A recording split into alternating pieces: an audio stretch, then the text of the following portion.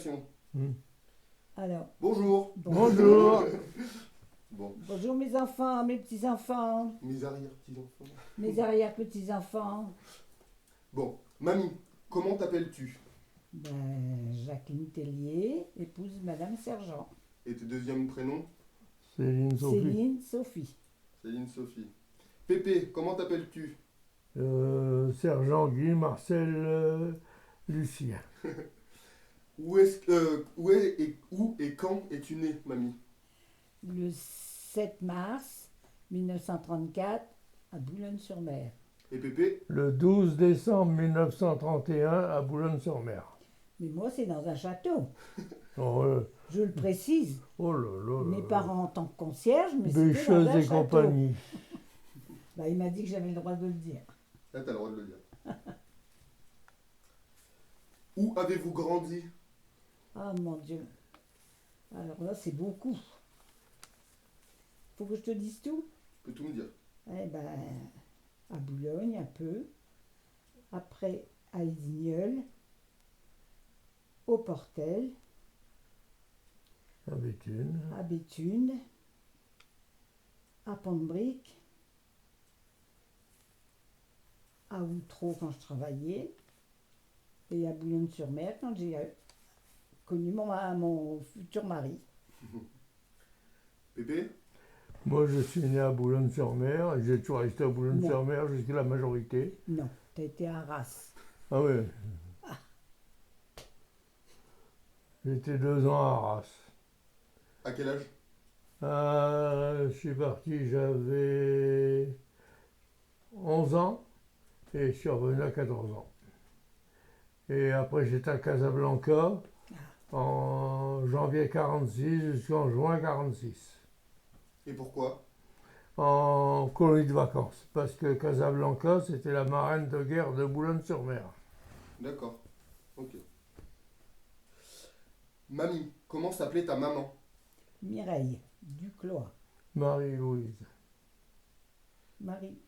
C'était quoi sa date de naissance, Pépé, à mon arrière-grand-mère? Le 27 janvier 1907. Et qu'est-ce qu'elle faisait comme travail? Quelles étaient ses occupations? Elle était C'était marqué sur le livret de famille domestique. domestique, voilà, c'était femme de ménage. Est-ce qu'elle avait des loisirs? Est-ce que tu le sais ou pas? Non, je Non. sais pas. D'accord. Ah non, ça je peux pas, je te dis. Non, ça je peux pas je sais pas t'en parler, je peux pas. Je le sais pas. D'accord. Mamie, comment s'appelait ton père? Maurice Tellier, Alfred, Alfred, Émile. Émile, c'est tout. C'est tout. Né le. 30 janvier 1904. Parler un tout petit peu plus fort après, mais c'est pas grave, il n'y a pas de problème. Toi, parle un petit peu plus fort quand tu. Pépé, comment s'appelait ta maman? Marcel Sophie Louise Daure, D-A-U-R-E. Elle était née le 16 octobre 1901. Et qu'est-ce qu'elle faisait comme travail ou quelles étaient ses occupations? Femme au foyer, à ce moment-là. D'accord. Est-ce qu'elle avait des loisirs? Bon, Elle aimait beaucoup la musique. la TSF, à ce moment la radio, comme je t'ai dit à ce moment-là. Et puis, un peu de cinéma, quand ils allaient au cinéma. Moi, quand je les ai connus, ils allaient tous les samedis aussi, tous les dimanches au cinéma. Et c'était à peu près tout comme loisir. Pépé, comment s'appelait ton père? Raymond, Raymond André Sergent. Quelle était sa date de naissance? Le 4 juillet 1900. Et quelles étaient ses occupations, travail, loisirs, quotidiens? Coiffeur, la profession de coiffeur, garçon coiffeur. C'est Il faut rien dire. comme plaisir quotidien, je sais pas. Il paraît qu'il faisait beaucoup la fête. Ah oui, Ah ouais, c'est un joyeux de rire. Un quoi? Un joyeux de rire. Tu sais ce que ça veut dire? Non, je sais pas ce que c'est. Il aimait s'amuser. Ouais. D'accord. Quelle relation entreteniez-vous avec vos parents? Oh, très bien. Des très bonnes relations. Très très bien. Ouais, vous avez des bons souvenirs. Ah oui. Quel souvenir, est-ce que vous avez un souvenir, une anecdote importante sur vos parents? l'un ou l'autre. Ben oui, hein. Tu vois. Moi, comme anecdote, je me rappelle d'une chose, c'est quand mon père est revenu de prisonnier, parce que je ne l'avais pas vu pendant 4 ans et il était totalement changé, puisque c'était un nouveau père-fils, quoi. Il était parti à l'armée en septembre 39 et il est revenu en mai 45. Ça change en 4 ans, surtout pendant la guerre. Hein. Et pour parler du plus festif, est-ce que tu te souviens d'anecdotes avec ton grand-père avec ton père sur les fêtes Sur oui, quoi? sur les fêtes. de ton père? Le côté festif, non? Bah oui, tout ce qu'il faisait. Ben, Le coup avec Albert et puis la tarte. ah ouais, non. Ben si, c'est marrant Ouais. ça. C'était un gars qui faisait rire à la société. Ah oui. Et dans un repas de famille, c'était le premier qui était pompette et le dernier qui restait. Parce qu'il mangeait beaucoup, il buvait beaucoup. Et il faisait rire toute la société. Ouais. À l'apéritif, il était pompette et puis à la fin du repas, c'était le seul qui avait rien. Comment s'appellent vos frères et sœurs? Moi, c'est Christiane. Christiane, Maurice, Daniel. Et moi, c'est Raymonde et Michel. D'accord. Alors, si vous pouvez me raconter un petit peu l'école quand vous étiez petit. Ah. Ben moi, j'ai commencé à l'école maternelle rue Guyal. J'ai été 2 ans à l'école maternelle et je suis entré à l'école primaire le 1er octobre 1937. Et le collège technique. Hein? Collège technique. Ah non, après, Ça, j'ai fait l'école maternelle, l'école primaire jusqu'à...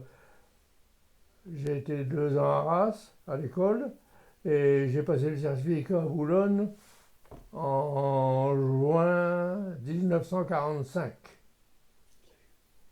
Et tu l'as eu. Ben oui. Ils l'ont donné tout le monde cette année-là. Et mamie?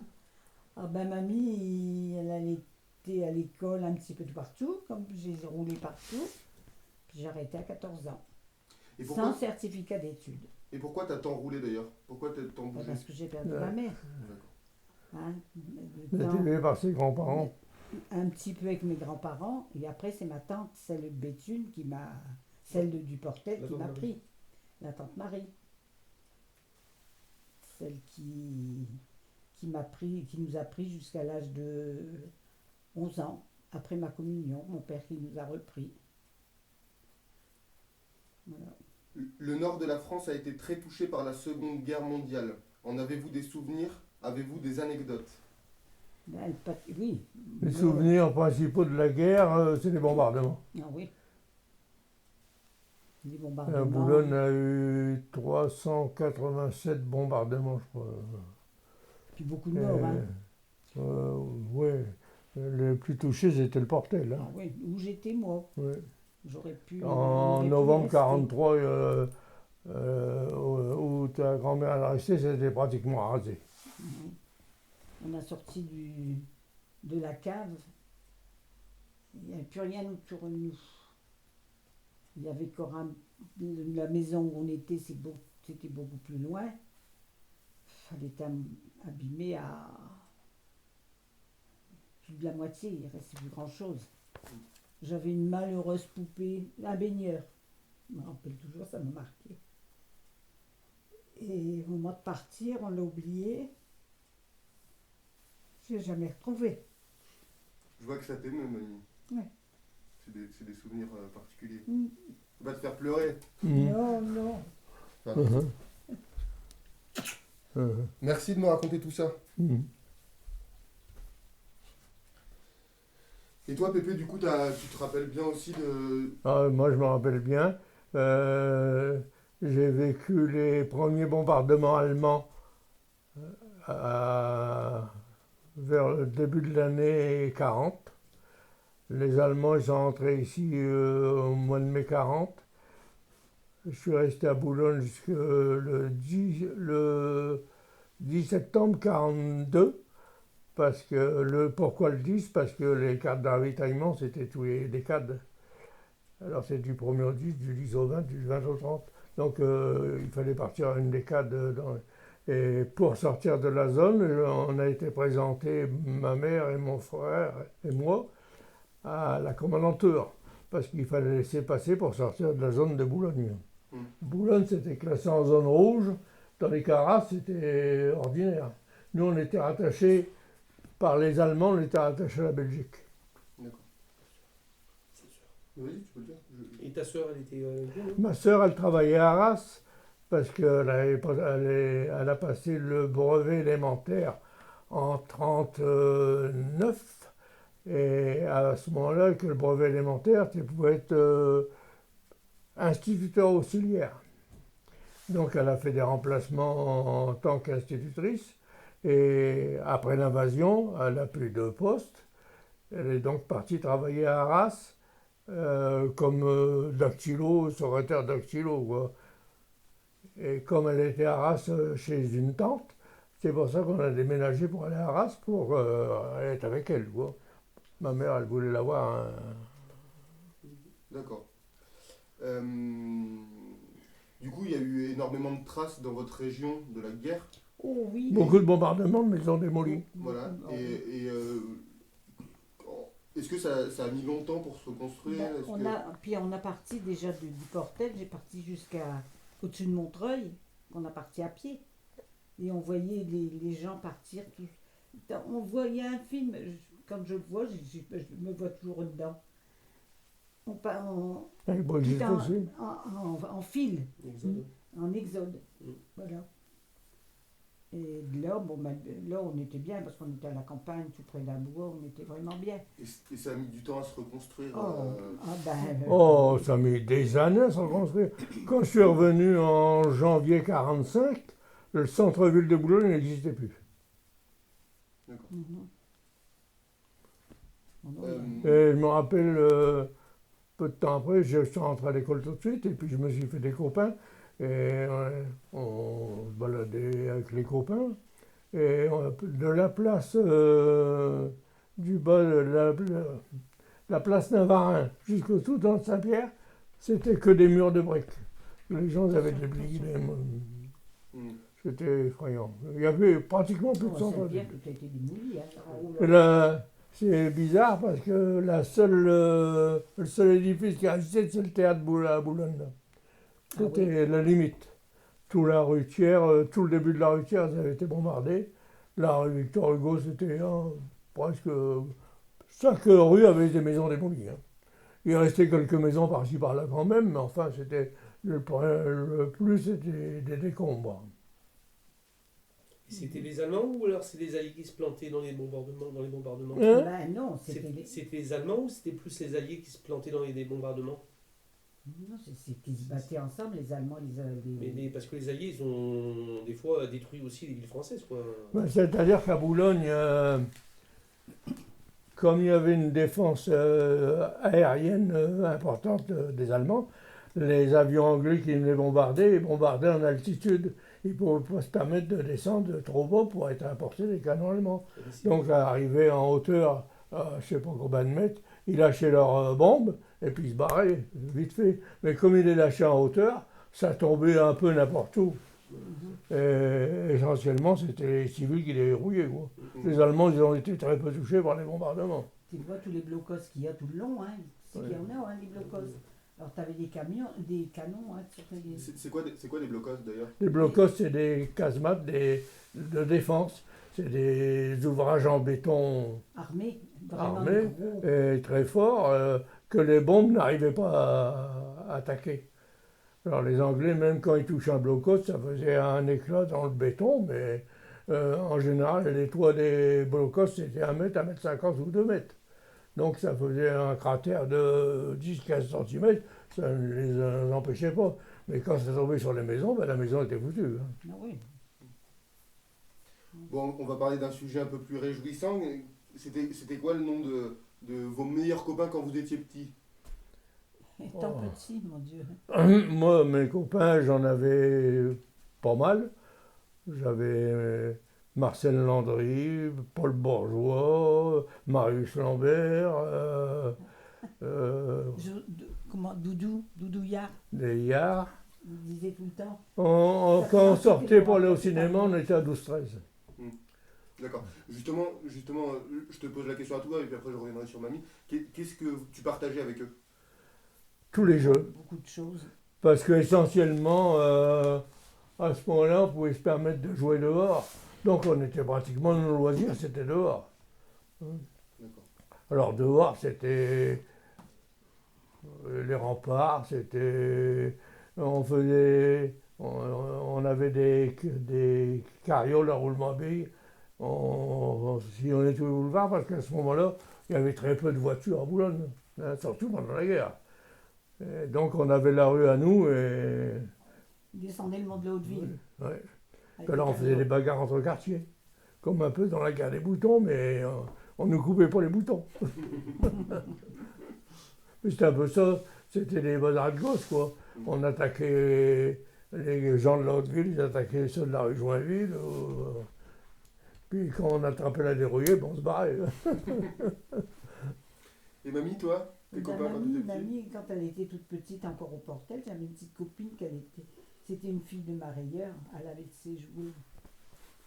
Et j'aimais bien y aller, mais ma tante, elle disait, non, tu peux pas aller toujours embêter les gens. Et la mère de cette gamine, elle disait, si, laissez-la venir. Elle est bien gentille, laissez-la, ils s'arrangent bien tous les deux. Malheureusement, au bombardement du Portel, ça tombait sur leur maison, ils ont tous été morts. Voilà. Et puis après, ça a été des copines d'école, Monique, ma copine Monique, Marcel Patin, que je connais, que je vois encore maintenant aussi, qu'elle est fière de dire, je connais Jacqueline depuis l'âge de 15 ans, et puis un petit peu les filles du quartier, quoi. Sans quoi, j'avais pas le droit de sortir beaucoup, moi. Hein. Voilà. Si j'allais au cinéma, il fallait que je sois rentrée l'été. C'était jusqu'à 7h30, 8h. Oui, hein. Hein? Mais l'hiver. On était tributé à des horaires des bus, parce que à ce moment-là, quand ta grand-mère elle venait au cinéma à Boulogne, il fallait reprendre le bus, autrement c'était à pied de Boulogne-Pont-de-Brique. Elle ne pouvait pas se permettre ça, parce que si elle le faisait à pied, elle rentrait trop tard. Alors le dimanche après, pas de sortie. Ça, c'est sûr que c'était pas. J'ai pas eu une jeunesse reluisante. Mais bon. Jusqu'à quel âge avez-vous été à l'école, tous les deux? Moi, 14 ans. Moi, Le jour de 17 ans. 14 ans. Et est-ce que avez-vous eu des formations par la suite ou est-ce que vous avez été tout petit? Non, moi j'ai appris tout par moi-même.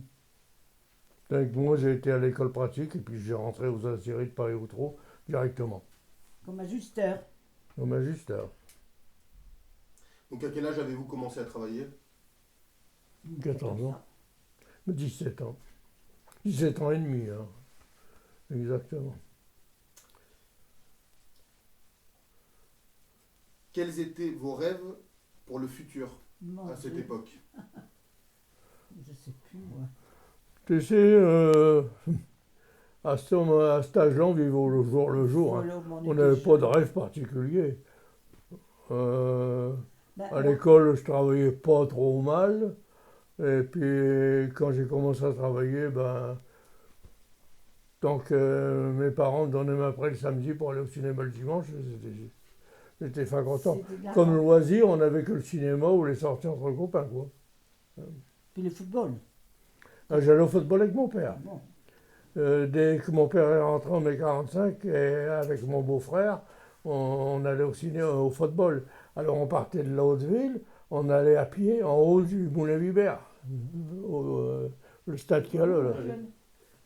Sur la plage, au-dessus de la plage. Pour jouer ou pour voir les joueurs? Pour voir. Parce que le stade de la Libération, il n'existait pas dans l'état actuel. Hein. avait pas. On a joué un moment là-dessus pendant la guerre. et tout au début de la Libération.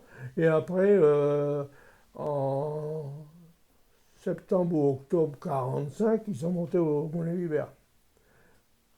Alors on allait à pied, là, des fois on prenait le bus, mais c'était rare. On allait souvent à pied. Il n'y avait pas tellement de bus d'abord. Hein? Il n'y en avait pas comme maintenant, hein, des bus. Quoi? Si, c'était pas des mêmes divisions, c'était pas des professionnels, mais Non. il y avait du football tous les 15 jours à peu Ah près, oui. quoi, pareil que maintenant. Justement, on en parle un petit peu. Quelles étaient vos occupations quand vous n'étiez pas à l'école ou au travail? Pratiquiez-vous des sports? Et si oui, lesquels? Ben, on jouait au football avec les copains de la haute ville. Ouais, on jouait au football. C'est à peu près la seule occupation qu'on avait. On était toujours dehors. Hein. Bah, quand on était jeune, moi je sais bien que même encore à 14-15 ans, il n'y avait pas de voiture. Par Alors, exemple, on jouait sur la route, on jouait au pavé, tu sais, quand des trucs sur la route, là, bah oui. on sautait, on se jouait à la corde, on jouait au saute-mouton, à saute-mouton. Moi, Des je me trucs rappelle, comme ça. il y avait un ou deux copains qui avaient des vélos pour toute l'équipe. Alors, on faisait des tours à vélo, on se prenait le vélo, chacun faisait le tour de l'autre ville à vélo. Ouais, ça, je Et alors, s'il y avait un vélo, parce que ben, on était à 10, ben, on a regardé le trottoir à la place de la mairie, et puis on faisait le tour. moi, je me souviens quand j'avais Faire un tour à vélo, c'était une petite voiture. mieux que maintenant en auto. C'était quelque chose d'exceptionnel. J'avais une petite voisine, Marie, tu te rappelles? Ouais. Elle avait un vélo, mais c'était un truc comme ça, c'était pas les vélos comme maintenant. Et quand j'allais lui demander, je disais, Marie, vous voulez pas me prêter votre vélo? Je m'en vais chez mon grand-père à Brunambert. Je partais de Pont-de-Brique jusqu'à Brunambert à vélo. J'allais avec Monique parce qu'elle en avait un avec son père son oncle qui lui prêtait. Et nous, comme loisir, justement, après, quand j'ai travaillé, j'ai eu un vélo pour aller travailler aux apéros. Et à ce moment-là, tous les dimanches, on partait avec les copains faire des randonnées à Saint-Omer, à Dèvres, à Marquise. On faisait des sorties en groupe à vélo. Si c'était pas les mêmes vélos qu'aujourd'hui, ça devait peser lourd. Mon Dieu! Ouais, hein. Non, Ouais. c'était pas du tout le même vélo, c'était des vélos résistants, mais non, on ne parlait pas de roues lenticulaires et puis tout ça. Hein. Par exemple, un dérailleur, c'était 3 vitesses. Hein. Encore quand il y en avait. Hein. Quand Quand il y en avait, il y a bien des vélos qui roulaient sans dérailleur. On va parler de vous deux maintenant. Où, quand et comment vous êtes-vous rencontrés? Au cinéma. Au cinéma. Et à quelle époque c'était?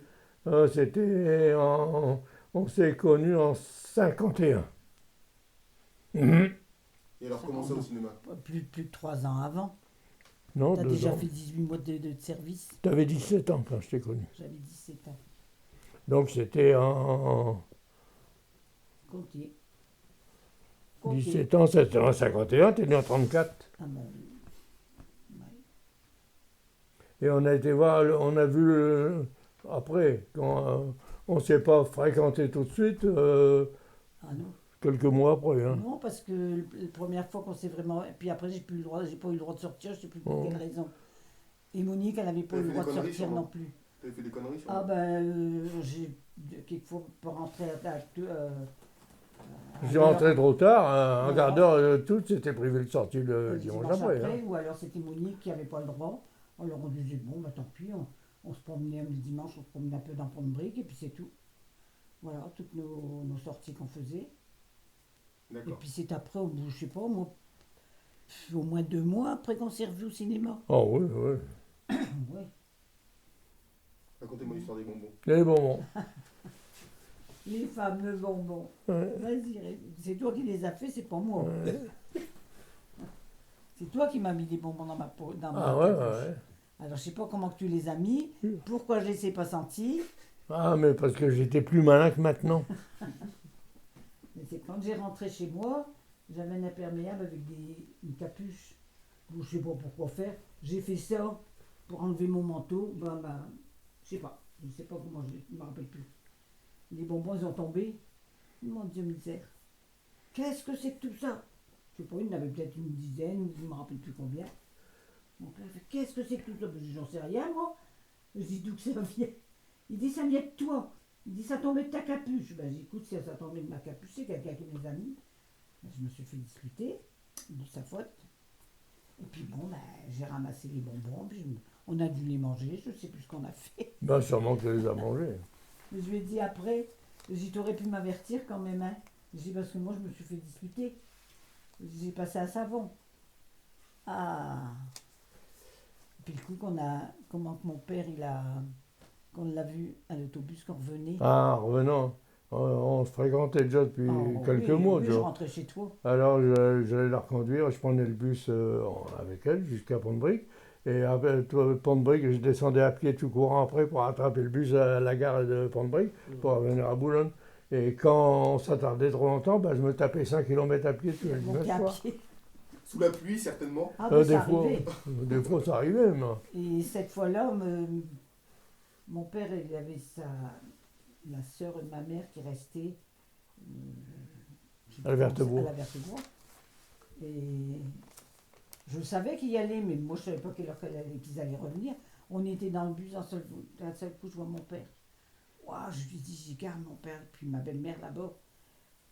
Je dis, on va faire semblant qu'on se connaît pas. Bon, non, hein, Guigui. Mais quand j'ai descendu de l'autobus, il a descendu avec moi, au lieu de continuer. Puis il peut faire semblant qu'il ne me connaissait pas. Il a descendu avec moi, on a resté. Mon père est descendu avant, moi j'ai descendu après. Puis d'un seul coup, mon père s'est retourné. Il dit, dis donc, Phil. Puis il pleuvait ce jour-là, ta mère en avait pris qu'un ouais, ma imperméable. mère. Ah, donc je lui dis, bon, bah oui, 2 minutes, je dis, j'arrive. Je dis, je rends l'imperméable. Phil. Ben, dimanche après. Alors le lundi, j'étais trouvé royalement le père Tégué. Et puis j'ai dit, je suis venu vous voir parce que c'est moi qui sors avec votre fille. Il m'a dit, ben écoute, je ne veux pas le savoir. Quand tu reviendras, tu as fait ton régiment? Non, j'avais 19 ans ce moment-là. Juste avant le régiment. Et quand tu viendras au régiment, tu viendras me voir la première mission, tu rentrer à la maison. Avant, je ne veux pas le savoir. Mhm. Ben justement, raconte-moi ton service militaire. Eh ben, le service militaire, je suis parti en avril 52. J'ai été affecté à Donaueschingen, aux sources du Danube en Allemagne, en forêt noire. Et puis j'ai fait 18 mois là-bas, dans le train. Qu'est-ce que tu faisais là-bas? Ben, j'étais essentiellement secrétaire, parce que j'ai passé le permis et après les classes dans le train, c'était essentiellement des manœuvres à fusil et de la conduite. On passait tous le permis poids lourd et on conduisait les GMC à ce moment-là. Donc j'ai passé mon permis et à la fin des classes, j'ai été affecté à la CCAS parce qu'il fallait un mécanicien. C'est quoi la Et CCS? la Compagnie CCS, de c'est soutien. compagnie de... Commandement et soutien. Ouais. C'était le QG quoi, du régiment. Et j'étais secrétaire des commandants. J'avais 2 capitaines et un commandant à m'occuper. Et je faisais des journées de travail à 10-12 heures par jour à l'armée. J'étais peinard parce que je pouvais sortir comme je voulais puisque j'avais un passeport, une carte de sortie itinérante, je pouvais aller quand je voulais, mais on me le donnait pour faire les courses. Puisque comme j'étais secrétaire, c'est moi qui faisais le tournée des établissements militaires dans le machin. Mais j'avais énormément de travail et on était à 2 avec un maréchal des logis et moi j'étais première classe. Et quand le maréchal des logis partait en permission, on disait, je t'avertis, le commandant disait, Lombard il s'en va, tu feras tout le boulot des 2. Hein. Alors je me tapais le boulot des 2. Est-ce que tu en gardes un bon souvenir quand même ou pas? Ouais, pas mauvais, disons, mais enfin mitigé quand même parce que ça me plaisait pas tellement, quoi. J'étais assez récalcitrant. Alors, quand il y avait un coup dur à faire, c'est moi qui prenais parce que le copain, il n'osait pas répondre. Alors, j'étais pas classé comme forte-tête, c'est exagéré, mais comme un gars qui se laissait pas faire, quoi. J'avais pas peur, c'était le commandant puis le capitaine, j'avais pas peur de leur répondre. Est-ce que tous les deux, vous seriez pour la réintroduction du service militaire? On en parlait hier. Moi, je trouve Pas si long qu'on l'a fait. Non, voilà, c'est ce que j'allais dire. Oui, Ouais. mais pas 18 mois. Non. Ah non, c'est trop long. Parce que 18 mois, moi, tu vois, j'ai fait comme secrétaire. Je tapais très peu à la machine, pianoté, quoi. Ça m'a jamais servi. Ça m'a jamais servi, un peu de ma faute, parce que j'avais les permis militaires. Ouais, et puis, Et il fallait les faire changer au permis civil en revenant. il a pas Je lui ai voulu. dit, j'aurais jamais l'auto. Alors c'est pour la peine de les changer. Puis après, il a fallu que je repasse le permis civil. Donc c'était un peu de ma faute, ça, parce que j'aurais pu bénéficier, faire changer mes permis, et ça m'aurait évité de... Beaucoup ils l'ont fait ça. Hein. Hein? Mais 6 mois, 1 an, moi je trouve que ça serait bon pour les garçons comme pour les filles. Moi j'aurais bien aimé. Hein. J'aurais bien aimé moi faire mon service militaire. Puis ce qu'il y a, c'est que, comment dire ça, on était dans une vieille garnison. Il y avait 3000 habitants et 3500 troufions. Il y avait du RI, le régiment d'infanterie, il y avait nous le train, il y avait l'intendance. T'es sorti le dimanche, t'es voyé que des troufions, Les troufions, c'est les militaires. soldats. Et alors, comme on était en Allemagne, on avait des séances de cinéma spéciales pour nous. Parce qu'on parlait pas allemand, hein, on parlait des français, donc c'était un cinéma pour nous. Des horaires de cinéma pour nous. Alors, dans la salle de cinéma, il n'y avait que des troufions. Et étant donné que tu as connu la guerre à ce moment-là, bien avant, pendant ton enfance, etc., et qu'il y a eu des images choquantes peut-être, est-ce qu'il y a eu du racisme d'un côté comme de l'autre? Non. Non. Non. Vous entendiez bien avec les Allemands? Bien, on s'entendait. On On s'entendait était par la jeunes à ce force, moment-là. parce que ils étaient là, ils ne nous demandaient pas notre avis. On Hein. était contents. Mais on n'a jamais eu se plaindre. Et puis on était contents quand ils nous donnaient un pain. Ouais, on n'a jamais eu se plaindre des soldats allemands ici. C'est en- sûr, hein, parce qu'on avait faim, du pain on n'avait pas beaucoup. Quand il y en avait un en passant, qui nous donnait un pain, des fois, on Parce attendait. que, comme on avait les cartes de ravitaillement, alors les cartes de ravitaillement, tu avais, par catégorie, tu avais les tout petits qui avaient le droit du lait, des machins. Ouais, pas Il y beaucoup. avait les J2, les J3, c'était. Les J2, c'était comme moi, 10-12 ans. Les J3, c'était les gars qui avaient 16-17 ans. Alors après, tu avais les travailleurs lourds, alors qu'il y avait qui travaillaient essentiellement pour les Allemands. Parce que donc ils avaient des rations supplémentaires. eux. Mais les rations, je vais te dire une C'était chose, pas par lourd. exemple, je me rappelle avoir été, parce qu'il fallait faire la queue pour avoir la viande tous les samedis, et bien pour une semaine, on avait à 4 200 grammes de viande. 52 grammes par personne, ça c'est marqué. Pour une semaine. Alors, 52 grammes par personne, le boucher, naturellement, il cherchait toujours il mettait au mieux d'être 200 pour cas, il mettait 250. Mais enfin, tu vois, 250 grammes de viande à 4 pour une semaine, ça fait pas lourd. Et en plus de ça, à Boulogne, nous, on n'avait pas la possibilité, puisque j'avais 10 ans, 11 ans, et mon frère est un an plus jeune. Ma soeur, elle travaillait, mais elle avait 16 ans aussi à ce moment-là. Ma mère, pour nous nourrir, elle faisait des ménages. Donc on n'avait pas la possibilité d'aller à l'extérieur chercher le marché noir, les pommes de terre et tout ça. Donc on vit strictement à Boulogne avec le ravitaillement officiel. Qui était, je te dis, on avait par exemple, 300 grammes de pain. Ça paraît bien 300 grammes maintenant, mais comme on n'avait pas de pommes de terre, on n'avait rien, on avait des légumes, par exemple épinards, petits pois, tout ça, c'était pas trop réglementé. Mais la viande, le beurre, le pain, tout était réglementé. Et moi, ce qui m'a marqué de la guerre, c'est la faim. Tous les jours, j'avais faim. Non, parce que Et après, qu'on est parti, pardon. au Portel, mon oncle et ma tante, ils avaient un grand jardin, ils avaient de la volaille, Oui, bien sûr. ils allaient à Mais la nous, à campagne. Hauteville, il n'y avait pas tout ça. Hein. Ah, On non. n'avait d'abord pas de jardin. Non, il y avait Alors un c'était jardin. strictement le ravitaillement officiel, et pour lequel tu avais très peu, tu faisais la queue tout partout. Ah ouais. Moi j'ai vu faire la queue relayée avec ma sœur, parce que tu faisais la queue au boulanger, quand tu arrivais à la porte du boulanger, s'il ne restait plus de pain, il disait ben, il faut attendre la levée après. Mais la levée après, c'était 3-4 heures. si tu t'en allais, tu revenais, il fallait refaire la queue.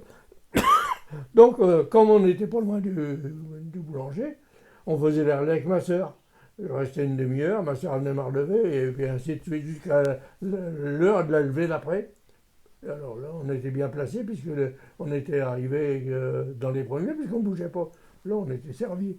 Mais autrement, on faisait la queue partout, pour la boucherie, pour la boulangerie, pour n'importe quoi. On faisait la queue.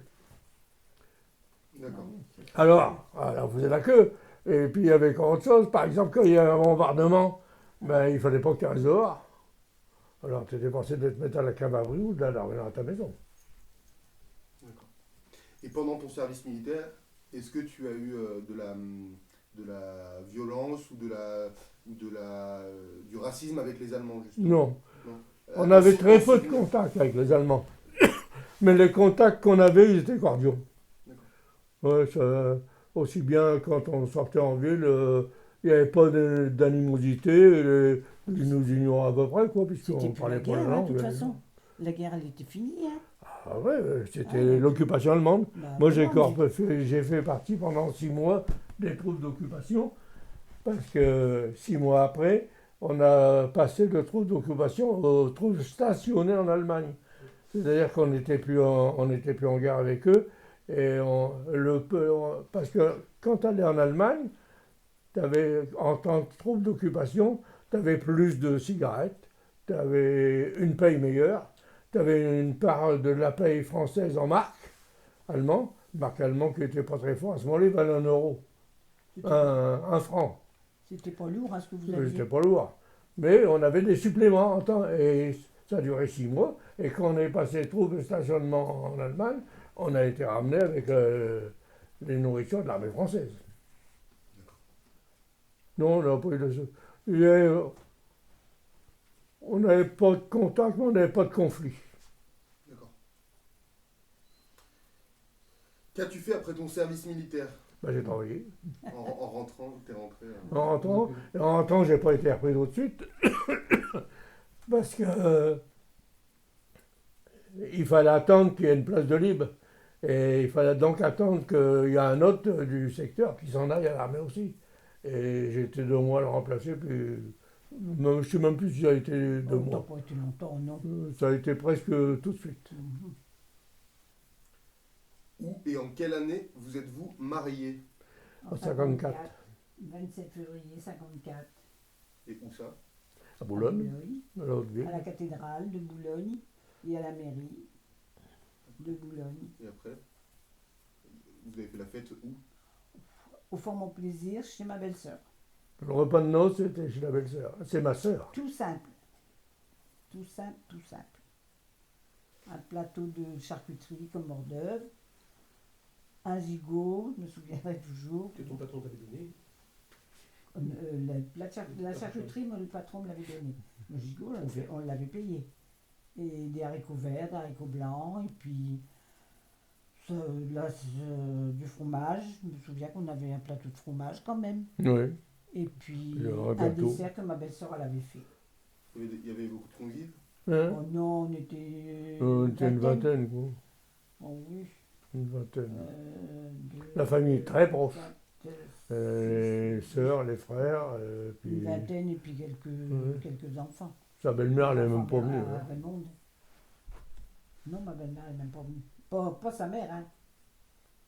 Mais mon père il est venu tout seul. Où avez-vous vécu avant de partir à Paris? Ben, on a vécu à Boulogne. On a vécu d'abord, Rue du Cloître. on a vécu pendant 2 mois chez une tante, hein, en dessous de la maison. Ah oui. Parce Et qu'on on n'avait n'avait pas qu'une d'appartement. chambre. On logeait chez mes parents, mais on avait une chambre chez la tante en dessous pendant 2 mois. Et oui, puisque je l'ai aménagé pendant que j'étais à la clinique. Mhm. Après Voilà. l'appartement, oui. On a resté rue des Cloîtres pendant 3 ans. Et après, on est parti rue Saint-Marc en 57. Et à 57, on y a été jusqu'en 61. 4 ans rue Saint-Marc. Ouais. Oh, Oui, Claude, il est né rue Saint-Marc. Claude, il est né rue Saint-Marc, mais il avait quand même plus d'1 an hein, quand on est monté ici. Ben, il est né en janvier 60. 59. 59. et on est monté en 61. Ah oui. Quelles étaient vos professions ou vos occupations à ce moment-là? Ben moi, j'ai été femme au Non, foyer. à ce moment-là, tu n'étais plus femme de ménage, tu ne travaillais pas. Si, je travaillais quand je... Tu as travaillé entre deux Entre pour deux, faire des oui. gâteaux, tout ça. Oui, Mais j'y allais t'avais de temps plus en l'emploi. temps, mais non, je travaillais plus. J'élevais mes enfants. Ouais. J'étais Moi, avec, j'étais ben, aux Algéries. je n'avais 3 quand même, hein. J'ai eu Puis Christian... c'était dur à élever. Hein. Oh Dis non, donc, ah non. Je vais te demander après. Pépé, tu faisais quoi toi? Un ajusteur. Où ça? Aux Algéries, pareil, à Manille. Hein. Et c'est quoi comme usine? C'était Ça n'existe plus. un ensemble maintenant, je sidérurgique. Les aciéries, c'était un ensemble sidérurgique. Hein. Il y avait une part d'aciérie où je travaillais. Et alors, c'était un atelier de machine-outil, si tu veux, puis une fonderie. Et puis, il y avait l'autre secteur, c'était les hauts fourneaux à Manille. Hein, c'était la même boîte, quoi. crois. Vous étiez à combien d'ouvriers dans ce... À ce moment-là, quand je suis rentré, on était à 1500, 2000. Ah oui. Ouais. Ça existe toujours? Non, ouais. Si, il reste encore un Ça peu. existe toujours. Il y a encore un atelier qui fait des rails pour le chemin de fer. Et ils sont encore à 250. Comment s'appellent vos fils? Ah, moi, je ne m'en rappelle plus, il faut que je cherche. On en a eu tellement. Hein. Comment ils s'appellent nos fils? Christian Sergent, Christian... Bon, je ne me rappelle plus leur prénom. Jacques, Oui, mais leur prénom... Christian Robert. Christian Robert. Christian Robert. Après, c'est Jacques. Jacques, Maurice. Maurice, Raymond. Oui, peut-être Raymond. Oui, Et c'était toi, c'est Claude, André. André, heureusement qu'il est là pour ton pas. parrain. En quelle année sont-ils nés? 54, 57 et 59. 59. Que sont-ils devenus en grandissant? Oh là là, des beaux espiègles. garçons. Des espiègles. Et, Non, pas eu de soucis avec mes enfants. Si, je n'aime pas en parler. et au niveau de leur métier, qu'est-ce qu'ils ont fait dans la vie? Dans la vie, Christian, qu'est-ce que je peux dire comme métier? Électricien, Électromécanicien. électromécanicien, hein, c'est ça? Mhm. Toi aussi? Et Jacques il était coiffeur. Et Et policier. Après. En quelle année êtes-vous parti à Paris? Le 28 avril 1979. Pourquoi êtes-vous parti? Chômage. Licenciement. Que faisiez-vous comme métier là-bas? À Paris, ta grand-mère était cantinière et moi j'étais concierge et un peu d'entretien. Quoi. Et comment ça se fait que vous avez fait comment vous êtes arrivé dans ce genre Ben, de métier?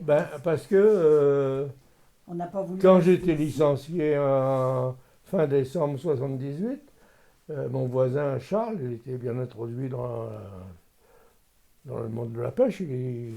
Il m'avait dit, vous en faites pas, quand vous voudrez travailler, vous viendrez me trouver. Et je vous trouverai du boulot. Alors, j'ai attendu, j'avais 2 mois de préavis comme j'étais chef d'équipe, avant d'arriver à fin février, à la fin de mon préavis. J'ai été trouver Charles, puis j'ai dit, bon, ben écoutez, moi je veux travailler, maintenant j'arrive à la fin de droit, je veux travailler. Bon, il dit, pas de problème. Il dit, je prends rendez-vous avec un de ses copains qui était gérant des hôpitaux à Boulogne. Alors, on a donc été voir, on a pris rendez-vous, on était voir le gars, il est venu avec moi. Et puis le gars, il m'a dit, ben écoutez, en tant que crédit, je n'ai pas avant le mois d'octobre, mais je vous avertis que vous allez avoir 48 ans au mois de décembre, et si j'ai pas de crédit ce coup-ci, je ne peux plus vous embaucher après. Parce que la limite d'âge de rentrer dans les administrations, c'était 48 ans. Alors il dit, mais c'est pas grave, je vais vous envoyer trouver un gars qui s'occupe du chauffage des HLM à Boulogne. Il est resté sur le boulevard Marvin. Il dit, venez-y de ma part. Donc il téléphone à le copain, il dit, je t'envoie quelqu'un. Je vais donc voir le gars. Et puis le gars, il me dit pareil, il dit, écoutez, c'est le même problème que dans les hôpitaux. Si j'ai les crédits, je vous embauche. Si je n'ai pas, je vous embauche pas. Mais après, c'est fini. Vous n'aurez plus de boulot après 48 ans. Je suis revenu, j'ai dit à ta grand-mère, c'est cuit, hein, il faut chercher à se barrer parce qu'à Boulogne, je ne trouverai pas de boulot.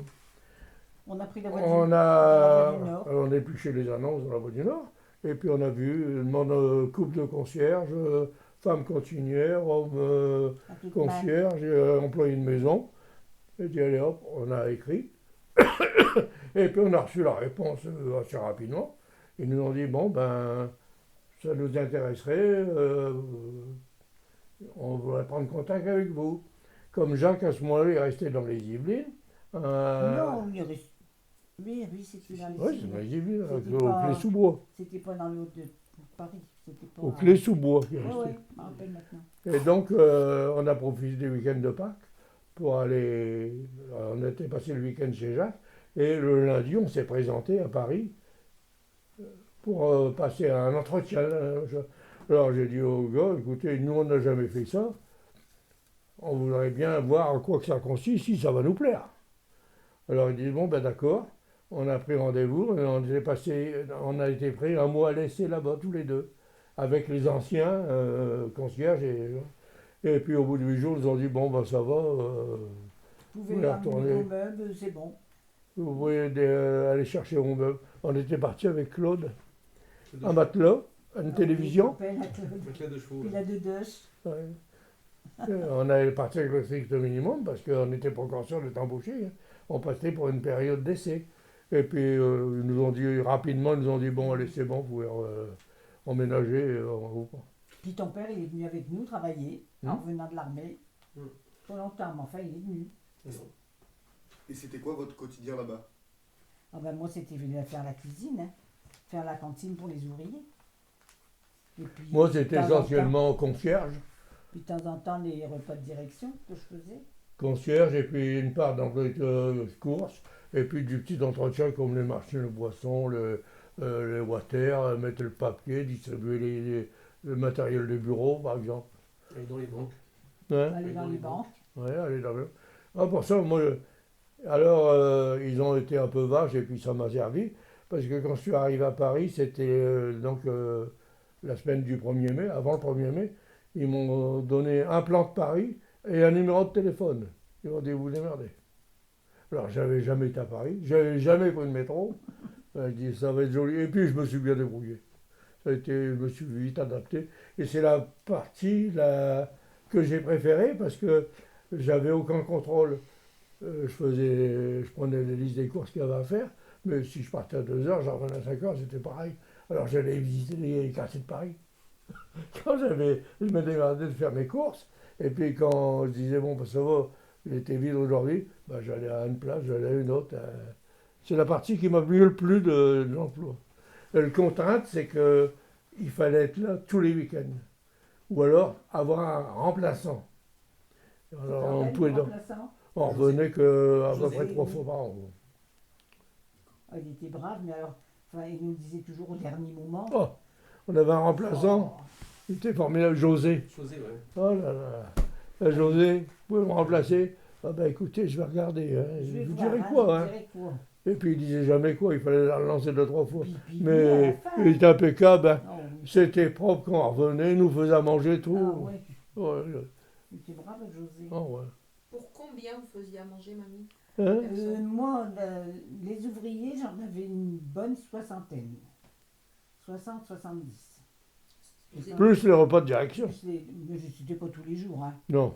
Mais enfin, au moins, par mois, j'en avais au moins 4, 3-4.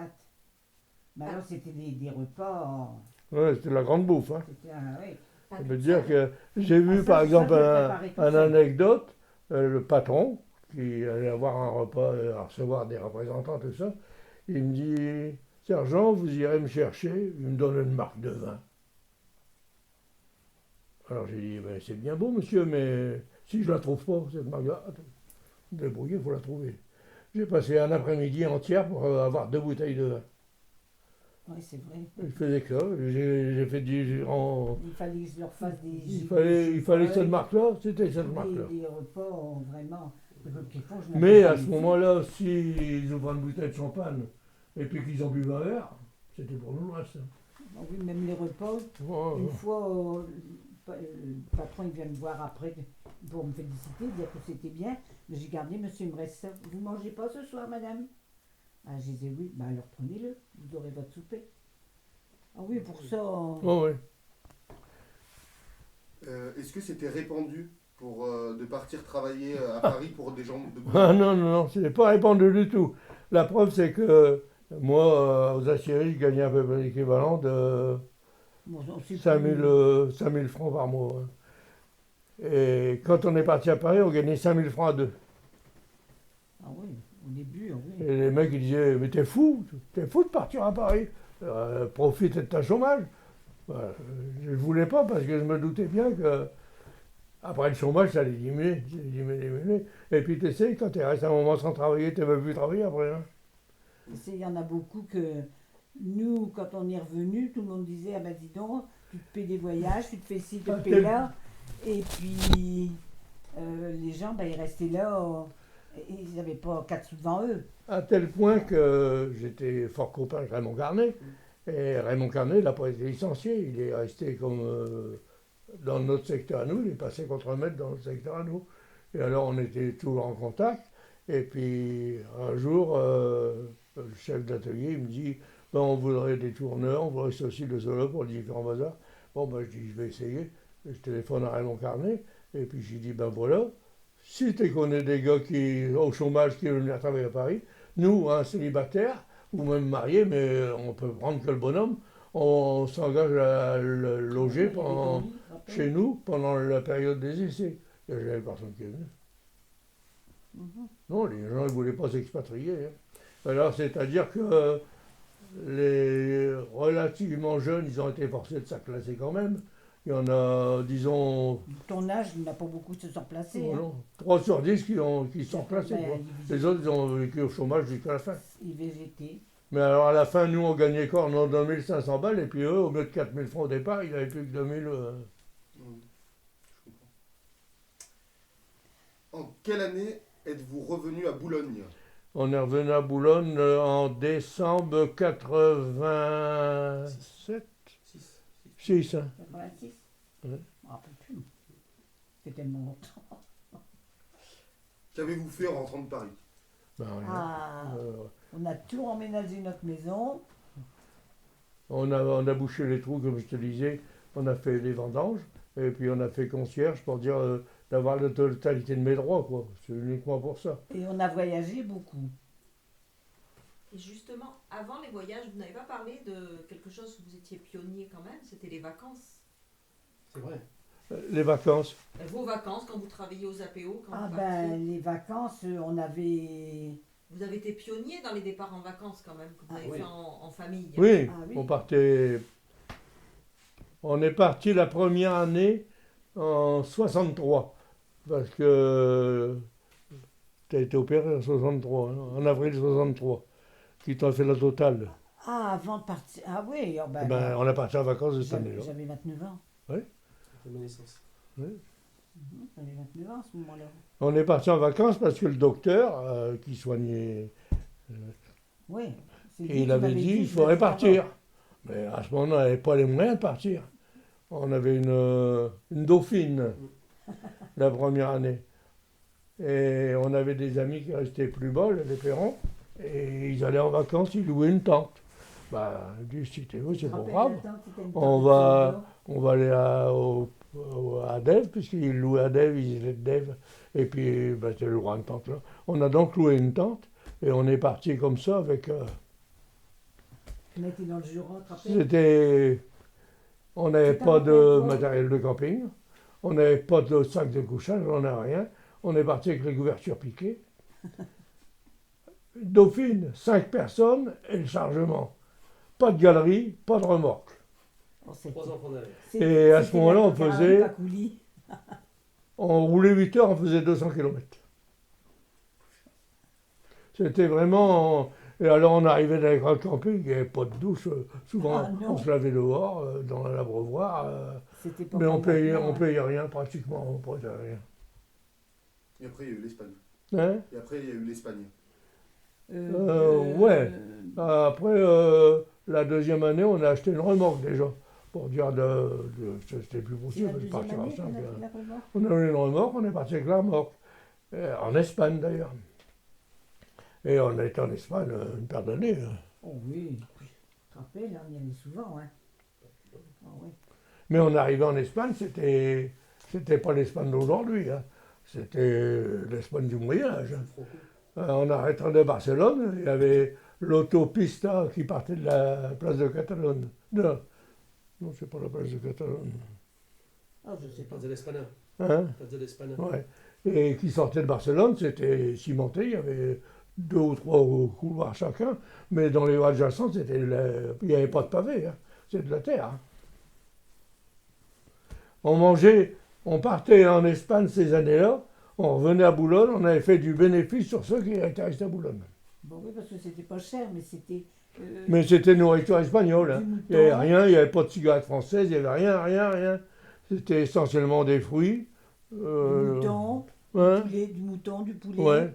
Quand on achetait un gigot là-bas, on était salués Ah, comme ouais. des rois parce que il y a très peu de gens qui pouvaient se payer un gigot.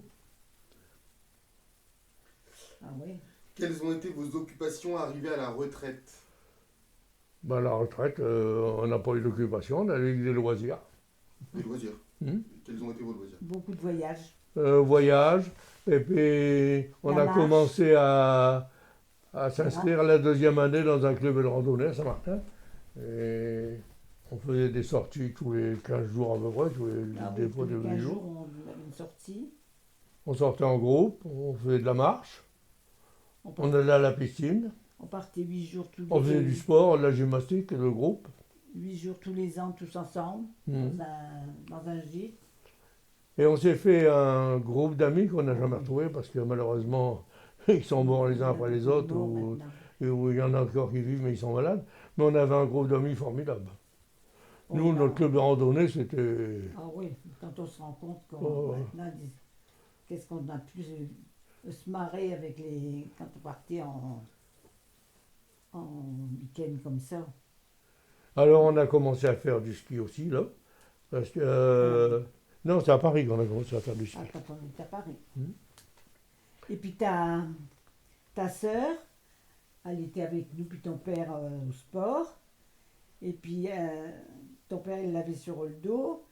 Nous, on faisait du ski derrière. Puis elle criait « Mamie, elle va tomber Mamie, elle va tomber Tu te rappelles de ça? Justement, quels ont été vos plus beaux voyages? Vietnam, Russie. Ah oui. Vous pouvez me les raconter un petit peu? Ben, le Vietnam, ça nous a plu parce que c'était aussi le Vietnam du Moyen-Âge. Oui. On a vu des choses qu'on ne voit plus, qu'on n'ose plus imaginer. On a vu battre le blé au fléau. On a vu les milles à ciel ouvert. À ce moment-là, C'était les femmes et les gosses, ils portaient un panier sur leur tête avec 5-10 kilos de charbon, je ne sais pas combien, puis ils allaient les mettre dehors. Des femmes de chaque côté d'un ruisseau avec un seau. Un seau, et puis pas un seau, un Un récipient. récipient. Chacun d'un côté, puis il Ils faisait passer dans l'eau, puis il champs arrosait comme le ça. champ. Ah, C'était vraiment Ah oui. à notre âge. C'est Et alors la Russie, parce que la Russie, Oh, on c'est a beau, la fait Russie. Saint-Pétersbourg en croisière jusqu'à Moscou, avec beaucoup d'escales. On a vu la misère et le luxe. Ah oui, ça, Ils avaient des monuments formidables. Hein. La place rouge, tout ça, c'est beau, c'est la place exceptionnel. rouge. Hein. Ah oui. Ah oui, ça. On était au Bolchoï. Ah oui, on a vu beaucoup de choses. C'est quoi le bolchevique? Le Bolchoï, c'est l'opéra russe. L'opéra moscovite. Ah, c'est beau. Au Vietnam, on a vu comment on appelait ça? Des panthères. Les, Ah, comment ça s'appelle ça? les marionnettes lacustres. Ah, c'est beau ça. Ouais. Tu vois les marionnettes en relief, tu les vois. Puis alors, danser. Ce qui nous a marqué aussi, la première croisière qu'on a fait. On a fait une croisière dans le golfe du Mexique, Oui, là, c'était bien aussi.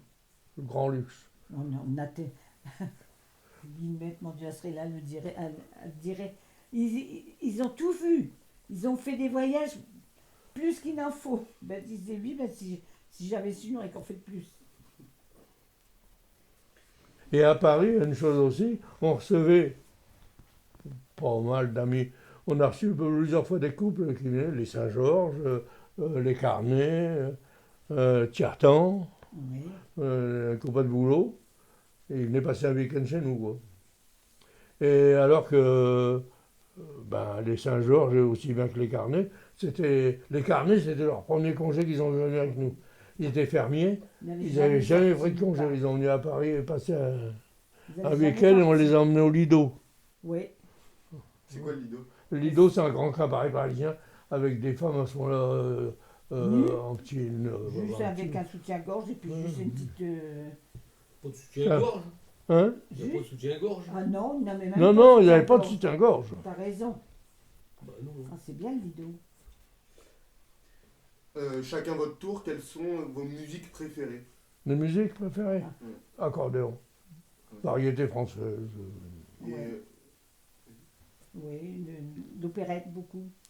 et une chanson en une musique ou une chanson en particulier, Pépé puis Papy? Ah, Pépé. Une chanson en particulier. Bon, il y en a tellement. Là, ça devient dur, hein? Je dis Ou deux ou trois, mais. comment? L'église de Harlem. Celle que tu aimes bien, là aussi. Que j'ai Fleurs. Tes petites fleurs. Moi, j'aime bien le jazz, Beaucoup de oui. l'accordéon, L'accordéon. le Sidney Bechet, tout ça, j'adore. C'est varié, hein? Je peux pas Oui. dire que j'ai... Même de la, Il y a beaucoup de choses que j'aime. même de la grande musique, certains morceaux, pas n'importe quoi. Mm. Il y a des morceaux qu'on connaît plus.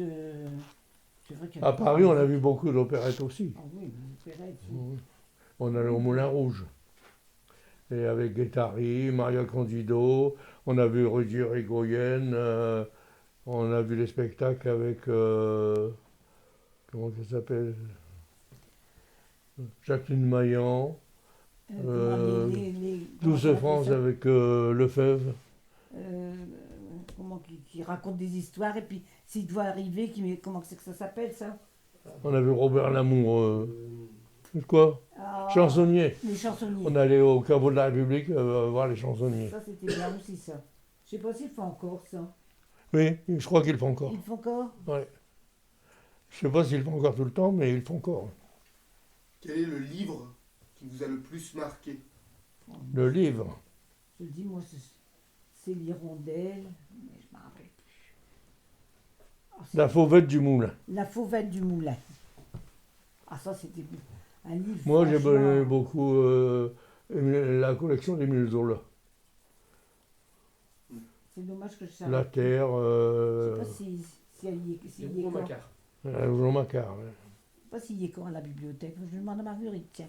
Et quoi? Ben, ce livre. La fauvette du moulin? Je demande à Bon, il Marguerite. doit Mais je courir. saurais plus le lire alors, malheureusement. Je ne vois plus assez clair pour le lire. Quel est le film qui vous a le plus marqué? Ah mon Dieu. Le film. Qu'est-ce que je t'ai dit ce midi? T'en ai parlé. Là. Lara, Docteur Givago. Docteur Givago. C'est toi, hein? Moi, c'est moi ça. Qu'est-ce qu'il y a encore aussi? Moi, j'aimais beaucoup, j'aime bien, ça paraît un peu désuet maintenant. Après la guerre, j'aimais beaucoup Laurel et Hardy. Ah oui. Les duos comiques, Aussi. j'adorais ça. Ah oui, ça c'est. Mais maintenant, on les voit, ça paraît un peu dépassé. Mais j'aime encore. On n'en voit plus beaucoup de ça. Hein. Non.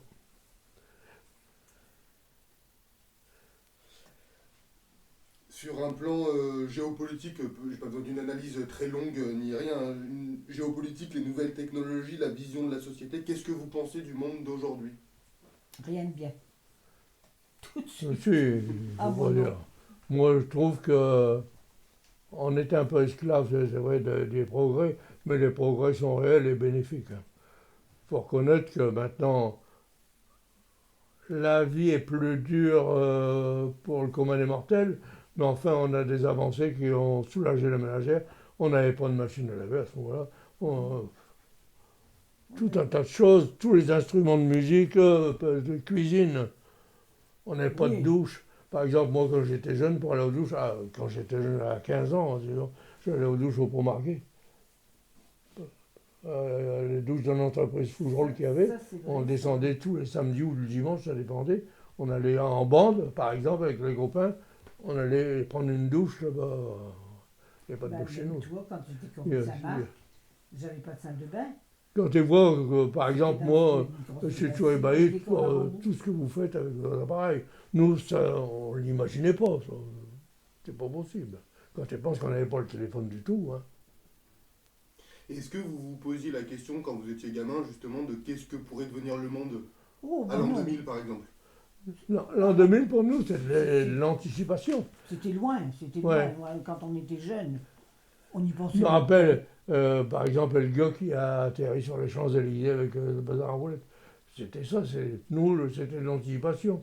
On n'imaginait pas une petite planche seulement, mais on voyait un gars avec un parachute à moteur, par exemple, qui circulait en l'air. Hein. Les hélicoptères, ça n'existait pas. Même les avions qu'il y a maintenant, on pensait jamais à ça. Hein. Il y en avait pas. Non, des- on n'imaginait pas. C'était le futur, mais on prévoyait pas tout ce qui est arrivé. Hein. Oh non. Non. Ça a été. Le modernisme est arrivé trop vite, moi je trouve. Je sais pas. Ben je sais non. pas. Qu'est-ce que vous en pensez, Flo et puis Claude? Qu'est-ce que vous en pensez, vous deux? Tu trouves pas que ça a été trop vite? Bien sûr, tout est très vite, c'est sûr. C'est sûr, hein? C'est sûr. Et toi, Flo?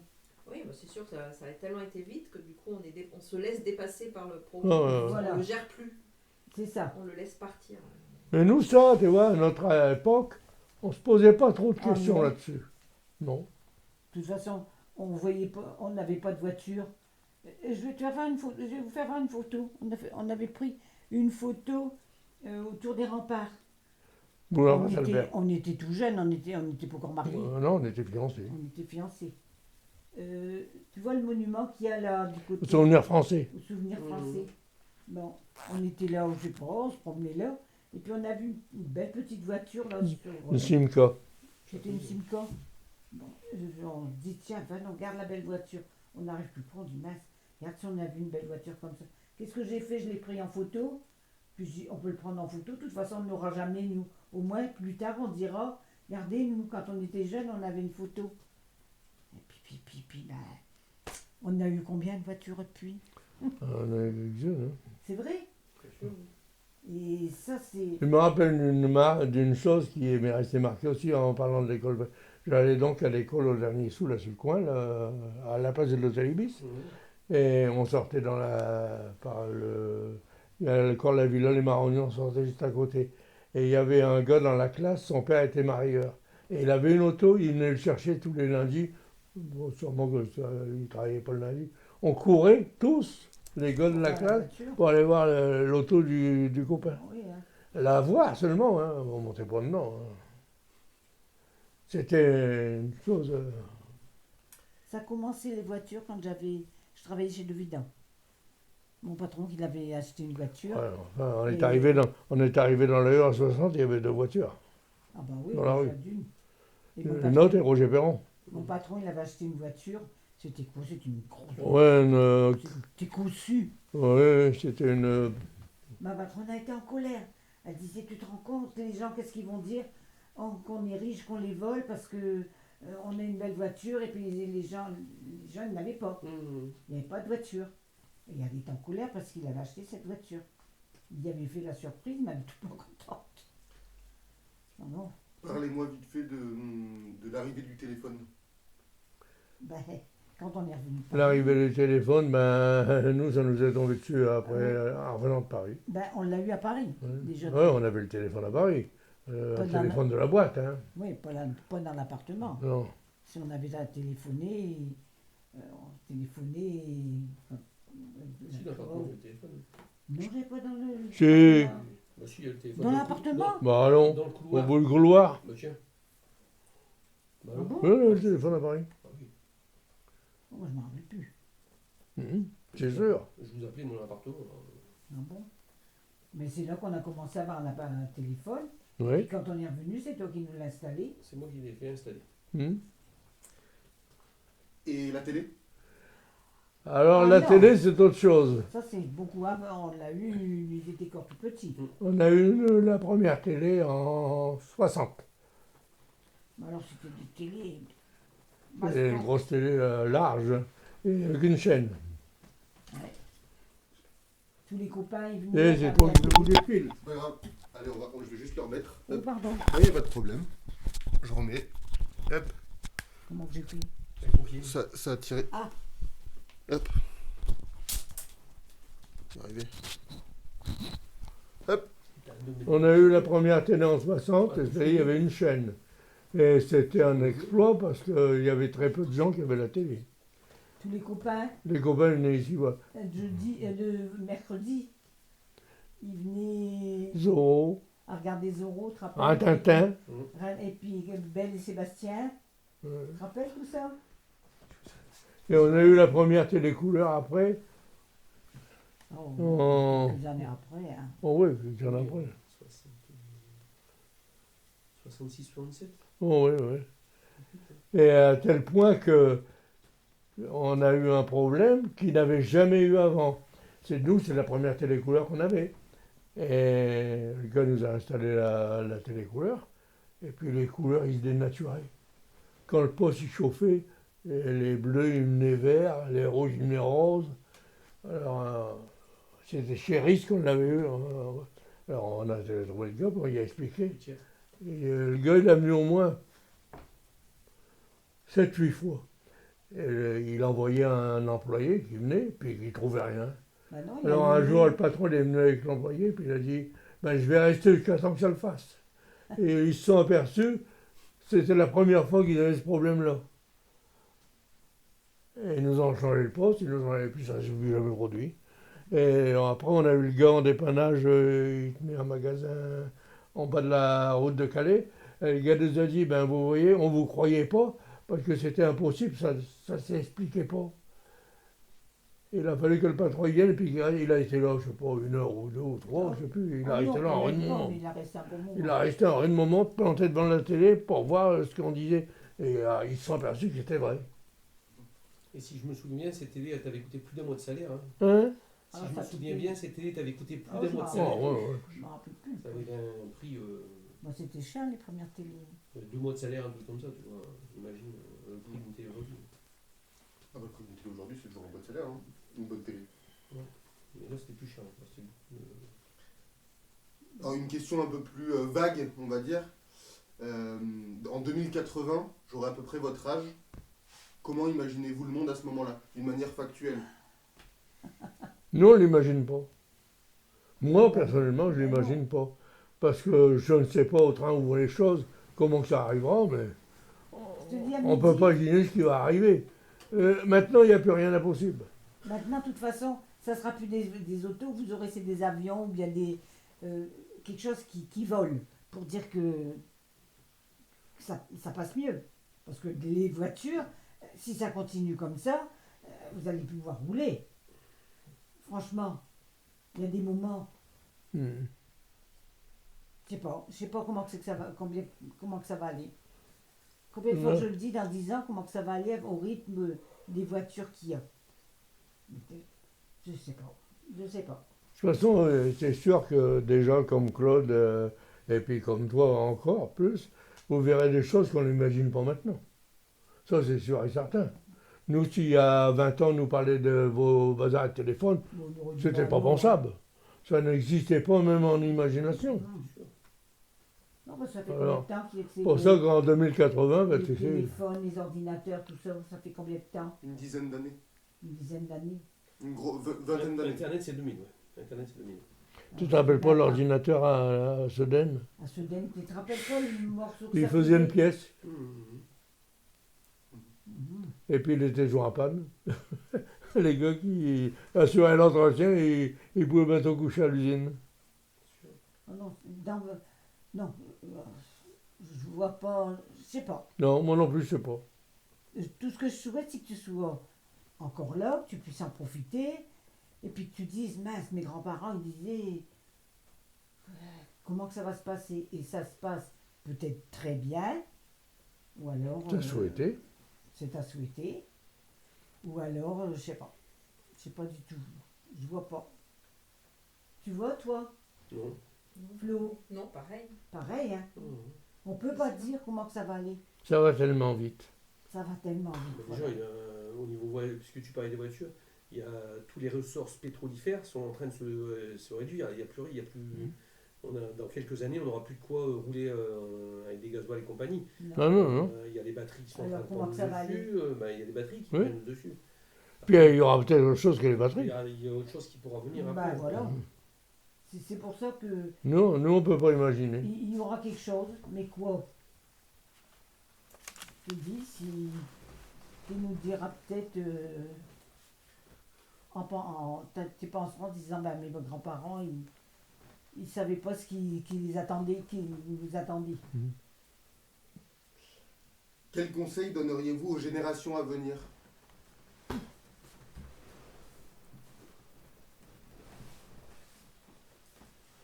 Comment je t'expliquerai ça?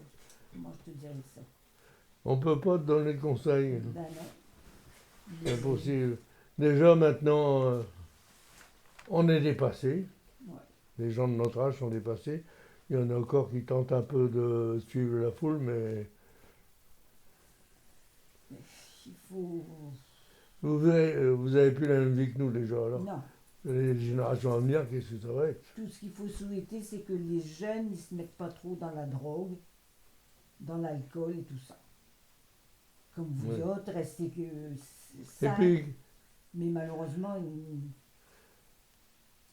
que vous sachiez profiter oui, des bienfaits de la technicité, de tout ça. les bienfaits de la vie, mais la vie maintenant, elle est tellement changeante qu'on ne peut pas. Qu'est-ce que t'en penserais, qu'est-ce que vous en pensez des jeunes? C'est sûr que. C'est pas évident, hein? C'est pas grave, tu peux parler, Faut répondre. c'est pas grave. Parlez un peu Non, mais vu qu'on va pas beaucoup t'entendre en fait, donc on verra si tu peux en faire quelque chose. Ça va suivre son cours. Après, les gens s'adaptent à la situation. Voilà. Donc il y a une adaptation permanente. On ne peut pas réagir du tout de la même façon que des jeunes, Non. que vous réagissiez quand vous étiez jeune, même à notre âge, et eux encore moins. Et le problème, c'est qu'il y a une adaptation aux nouvelles Et technologies. vos enfants, c'est encore plus vite parce que le progrès va tellement plus vite que nous. Nous, on a connu un démarrage. Il y a eu une coupure avec la guerre. Hein, la guerre, c'était une période où on a stagné carrément. Il n'y avait plus rien qui se passait, plus d'innovation, plus de création, plus tout ça.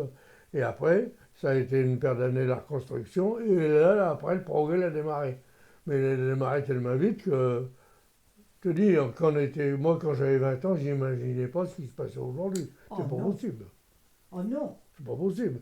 Donc vous, ce sera encore pire. De toute façon, on n'imaginait pas qu'il y aurait eu tant de voitures, que vous auriez des téléphones, que tu aurais pu faire des trucs comme ça. Les Ce ordinateurs. qui se passe avec vos téléphones, Oh on non. ne pouvait pas l'imaginer.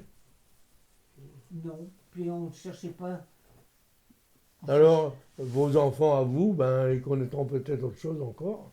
Ils connaîtront même certainement quelque chose Ah encore. oui. Moi, ce que je dis pour qu'ils avancent bien, c'est qu'ils n'oublient pas justement ce que fait Audrey grâce à cet enregistrement, c'est qu'ils n'oublient pas le passé par contre. Oui. Qu'ils ne se laissent pas emporter par un avenir quel qu'il soit. Ouais. Qu'ils Mais vivent dans l'avenir, mais qu'ils sachent. je pense qu'un gars comme Audrey, par exemple, on lui explique ce qui se passait. Mais tu n'as pas vécu ça. C'est ça le problème. C'est que c'est des paroles. Alors, C'est vous, déjà pas mal. Oui, mais c'est mieux que rien. C'est mieux que rien. Vraiment, ça reste Mais ça. puis nous, on peut pas. On a tellement. On a quand même 86 et 88. Quand on était jeune, moi personnellement, je peux pas te raconter tout ce que j'ai passé. Comme Pépé, bon, bah c'est pareil. ouais. On t'en dit, mais Enfin, toi, tu as une vie plus compliquée que Pépé. plus compliqué que Pépé. Ah Oh oui, oui. largement. Ouais, Pas tout Oui. c'est certain. Du fait de sa situation de famille, Mais je souhaite pas. De toute façon, je ne souhaite pas que les jeunes y repassent ce qu'on a passé, parce qu'avec la guerre, c'est pas à souhaiter à personne. Parce que bon, ben, même vous deux, vous l'avez pas vécu. Mais c'est vrai que la guerre, c'est pas marrant. Hein. Ça, c'est sûr que. C'est pas marrant. On était jeunes, mais. Mais d'un autre côté, on avait, par exemple, moi je me rappelle quand j'étais à Arras, j'ai vécu 3 ans à Arras, plus de 3 ans. Dimanche, les pères, les mères, ils allaient disputer une partie de football dans une pâture, pas sur un stade, dans la pâture carrément. Hein. Et il y avait, je sais pas, 50, 60 personnes, c'était une distraction.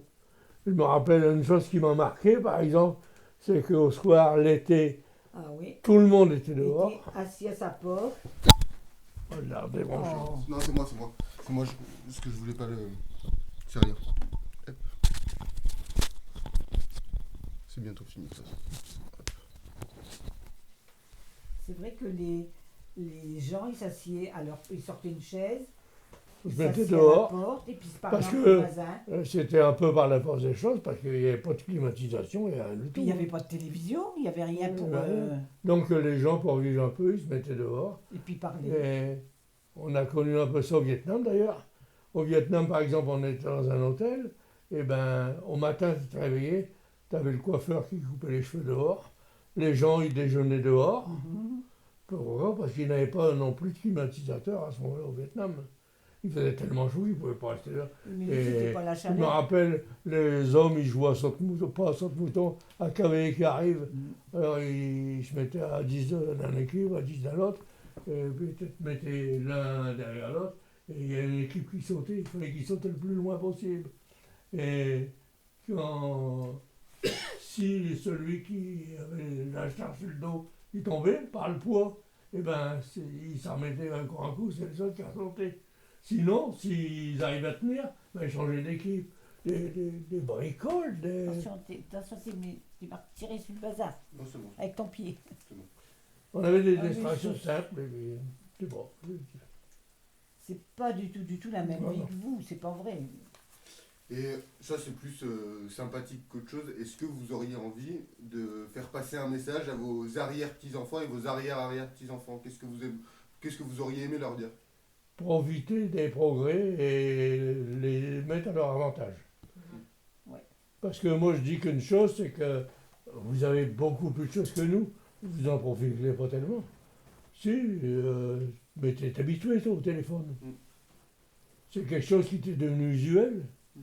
T'aurais pas de téléphone, tu serais malheureux. Mm. L'ordinateur, c'est pareil. Tu vis avec. Mais un total rendu à la fin de la semaine, faites pas plus de choses que nous on en faisait.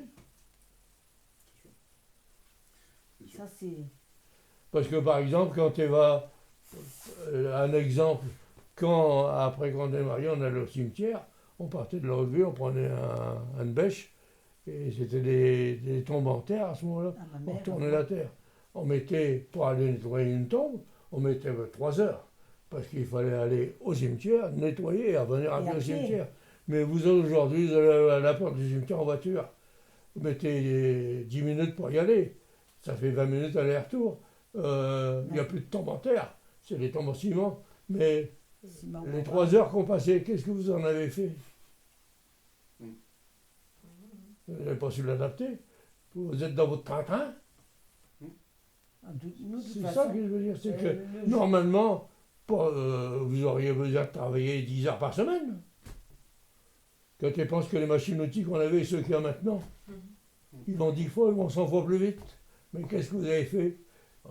On vous parle de vous rallonger le temps de travail. Tu crois que c'est pas un ineptie, ça? Il y a plus de besoins aussi. Ouais, les besoins ont changé, Oui, c'est ça surtout. c'est sûr. Mais vous n'avez pas su adapter votre mode de vie au progrès qu'il y a avec. Mm. Vous en bénéficiez que partiellement. Tout à fait. Hein. Ah, c'est pas. De toute façon, c'est pas la même mode de vie que nous. Pas du tout, du tout. Hein, quelqu'un, par exemple, comme moi, pour aller aux aciéries, j'étais travaillé 8 jours à pied. C'est-à-dire que je partais de chez moi 1h30 avant pour aller arriver à l'usine Après, j'ai eu un vélo, après, j'ai eu une mobilette, après, j'ai eu un auto. Maintenant, vous avez tout ça, mais je te dis, nous, quand. Et puis, on avait. Je sais pas comment expliquer ça. Moi, j'allais au boulot en riant. Quand on rencontrait un copain de travail, on parlait des bêtises qu'on faisait au boulot. Quelquefois, je disais, mais c'est avec Gradel, tout ça, tu te rappelles je disais, c'est ça que vous faites au boulot? Bah, dis Moi, non. j'ai vu, par exemple, je travaillais à l'outillage, et j'étais longtemps sur un étoulimeur. Et on faisait des prélèvements pour l'armée. Et quand on travaillait de nuit, ou partiellement de nuit, des fois c'était juste 2 heures du matin, à 6 heures, on revenait au boulot. Mais pendant qu'on était par exemple, le contre-maître est arrivé, ils n'étaient pas revenus à soir. Bon, ouais, allez, fais-moi plaisir, hein, viens. Je remontais à la maison à vélo, de Zassiri à la Haute-Ville à vélo. Ma mère me préparait un casse-croûte, je redescendais au boulot, et le contre-maître était là avec nous. Et pendant que nous on travaillait, il nous faisait chauffer le café, tout ça. C'était une ambiance qu'on n'avait pas, vous autres. Je te dis, moi j'allais au boulot en rigolant. J'étais content d'aller travailler. Alors que je faisais des semaines de minimum 60 heures. Quand tu étais À jeune, oui. 17-18 ans, Ah ouais. j'avais pas besoin de. Je donnais la paye à ma mère me donnait mon prêt. Mais si j'avais pas travaillé de heures supplémentaires, j'avais une même gratification le dimanche que. Mais toi, à ton époque aussi, toutes les heures étaient payées. Ouais. Ah oui. Et que maintenant, elles ne sont plus payées. Ben ouais. Ah, bah, voilà. C'est pour ça, c'est encore une chose. Encore une chose. Maintenant, tu fais des heures supplémentaires, les gens ne sont plus payés forcément. Et puis par exemple, on avait beaucoup de respect pour le contremaître, tout ça.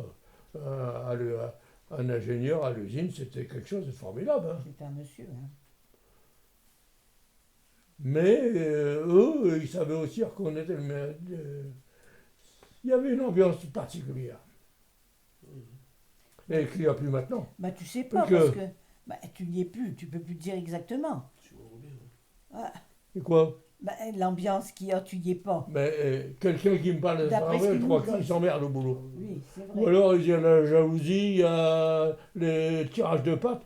Moi j'ai vu à l'usine, dans le secteur qu'on était, on était à une douzaine d'ajusteurs, une quinzaine, ça dépendait. Ben, quand il y en a un qui faisait une boulette, on se mettait à plusieurs pour faire son boulot.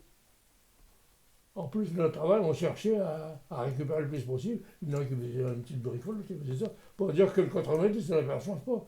Mais le contremaître, il nous le disait après. Je vous l'ai bien vu, hein. Mais il n'intervenait pas parce que C'était il y avait, rattrapé. c'était particulier, je sais pas. Moi, j'ai jamais été jaloux d'un copain de boulot. Un mot de la fin? Ben ouais, nous on a vécu une bonne époque. Ah Je oui. ne changerai pas ma place avec la vôtre. Ah non, moi je ne Ah voudrais non. pas être à votre place, malheureusement. Parce que je Et- ne vois pas. Et puis le peu qu'on avait, on était contents. On nous offrait par exemple une chemise ou un. On ne parlait pas de gros cadeaux, c'était quelque chose d'utilitaire. Hein. Et ça quand on nous offrait une chemise, ça nous avait plaisir. Une cravate, c'était un cadeau royal. Ah non, ça c'est sûr que. Pour nous, moi je reculerais pas, je voudrais pas Ah non. devenir jeune. La vie que j'ai vécue, pourtant je sais si ma jeunesse elle n'a pas été belle, mais après ça a été. Mais je voudrais pas reculer, je voudrais pas repartir, revenir maintenant. Non, parce que je vois que vous avez beaucoup de mal, mes enfants, beaucoup de mal. Non, c'est sûr. Bon, merci beaucoup. Ben, il n'y a pas de C'est pas quoi. toi, fais un monsieur, bisou. c'est 2 francs.